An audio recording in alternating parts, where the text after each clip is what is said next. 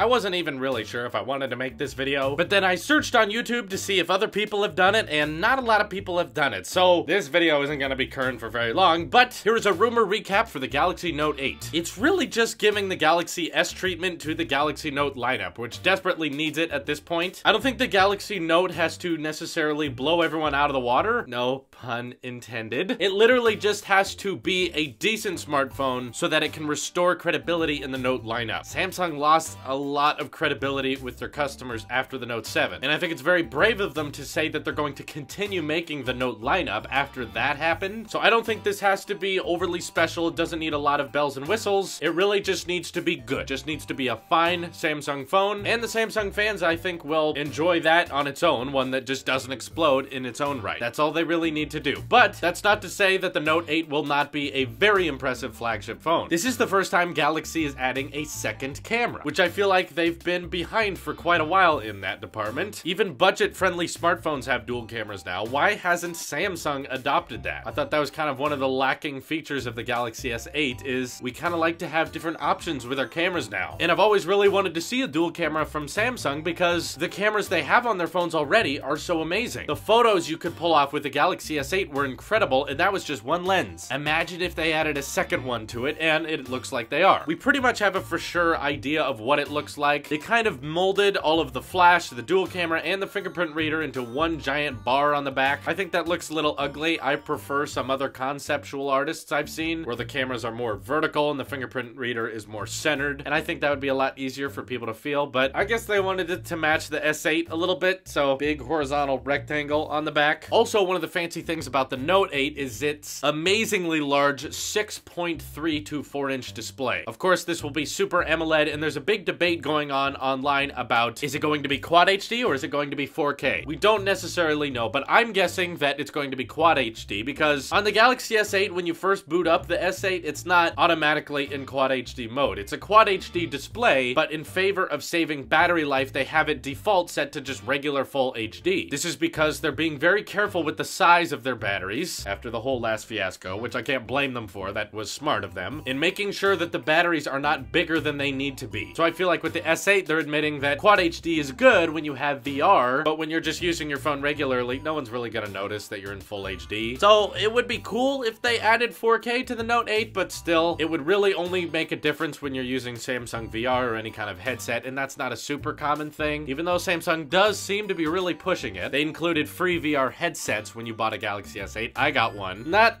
really the most fun thing in the world. All of the apps are really expensive on it. I didn't feel super immersed even when using wireless headphones. But that's kind of the one instance where I can understand why they would want to put 4K on a smartphone. It's not the first time it's been done. Sony has done it many times. Don't know why, but they do it. But either way, it's safe to say this will be one of the most massive displays we've ever seen on a smartphone. We're gonna be approaching the limit of what a phablet really is and when a tablet starts. And Samsung is sticking to their guns and keeping the headphone jack. Even though there's rumors that the Pixel is gonna remove it, it seems like Samsung might be the final major player in the smartphone industry to still believe that headphone jacks are required on smartphones. You should watch my headphone jack needs to die video if you want to know my opinions on that. But if you're a headphone jack fan out there, don't worry, Samsung's got your back. And luckily, yes, it still uses USB-C, which may not seem like new news for you, but keep in mind that the Galaxy Note 7 was originally going to be the first Galaxy Note phone to have USB-C, and now that's not a thing. So the most up-to-date current Note phone is the Galaxy Note 5, which charges with micro USB. So hopefully this Note 8 works out and it'll be the first Note phone to continually support a USB-C port. Of course, equipped with fast charging. I'm sure the camera module on the back of this thing won't be too protruding. Similar to the S8, it was just kind of like a little ring on the back. You could barely notice it. And of course, all of your awesome wireless charging features that Samsung phones have. This is rumored to have the regular Snapdragon 835 processor chip, but maybe 6 GB of RAM, which could be very helpful for things like Samsung DeX, their attempt of making their own desktop operating system that is powered by your smartphone, which people have had, you know, interesting experiences with. I'm not sure how many people actually functionally use that, but they're pushing it. They're gonna try again. I'm sure that this one also will be just as water resistant as the Galaxy S8, which is also really cool. One thing I really hope they add as a neat little surprise would be stereo speakers. You've got an earpiece on the top there, Samsung. Just make it a little louder, like Apple did on the iPhones. If they could achieve all these things, I think we have an Android winner of the year for it being larger and faster than the Galaxy S8, equipped with a dual camera. A lot of people might choose to go with the Note, and it's also kind of the last smartphone to stick with having a stylus included. You don't really see that anymore on any other Android phones coming out. I personally don't see the point. I feel like something that I write with that is that thin and that small I can't write comfortably on, and the display is so small on a smartphone that I can't write anything or draw anything very productively on such a screen that small. Plus the edges are curved, so when you're writing on it and you get close to the edge, the stylus just kind of falls off it. For those of you who don't remember, I reviewed the Galaxy Note 7 and I really tried to use that stylus. I just cannot find a purpose with it. I get that there's people out there who use it. You've made yourself clear. I've seen all your comments. You do use the stylus. I just don't understand why. I think everything you use the stylus for, there's a better way to do it that's easier. If you're writing notes, just type it. It's so much faster. Or dictate it. That's even faster. If you're drawing pictures on your phone, don't.